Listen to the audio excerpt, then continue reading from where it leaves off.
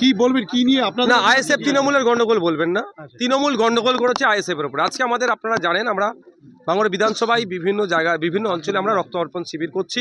আমাদের পঞ্চায়েত নির্বাচনে যারা আমাদের খুন হয়েছিল, খুন তৃণমূল দুষ্কৃতীদের ছোড়া গুলিতে, শহীদ হাসানুজ্জামান, শহীদ মহিউদ্দিন, শহীদ রেজাউল গাজীদের স্মরণে আমাদের আজকে সেই মতো আমাদের ডোনারদেরকে নিয়ে আসছিল চিনেপুকুরে। ওখানে তৃণমূলের আশ্রিত দুষ্কৃতীরা তারা আক্রমণ করেছে আমাদের কর্মীকে, তারা এখন হসপিটালে নিয়ে গেছে।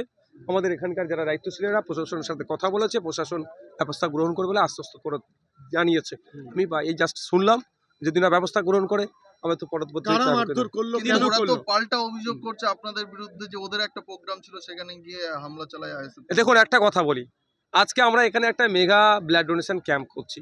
আমরা আমাদের প্রোগ্রাম ছেড়ে করতে পারি কোনোদিন? এটা তৃণমূল কংগ্রেসের প্রোপাগান্ডা।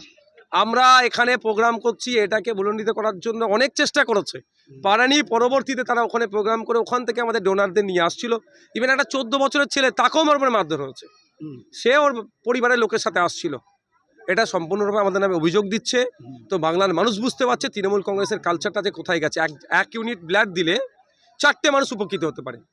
আজকে রক্তের অভাব, পার ডে পশ্চিমবাংলায় 1800 থেকে 2000 ইউনিট রক্তের প্রয়োজন হয়, সরকার সেখানে ব্যবস্থা করতে পারে না। আমরা যারা চেষ্টা করছি, কিছু রক্তের ব্যবস্থা করছি, সেই প্রোগ্রামকে ভুলণ্ডিত করার চেষ্টা করছে। এটাকে আমরা মেনে নেবো না, এটা আমরা শেষ দেখি ছাড়বো। আজকে সকালে পোলেরহাটে আমাদের কর্মীদের উপরে হামলা চালিয়েছে। এটা অভিষেক বাবু কিন্তু এর দায়িত্বভার নিতে হবে।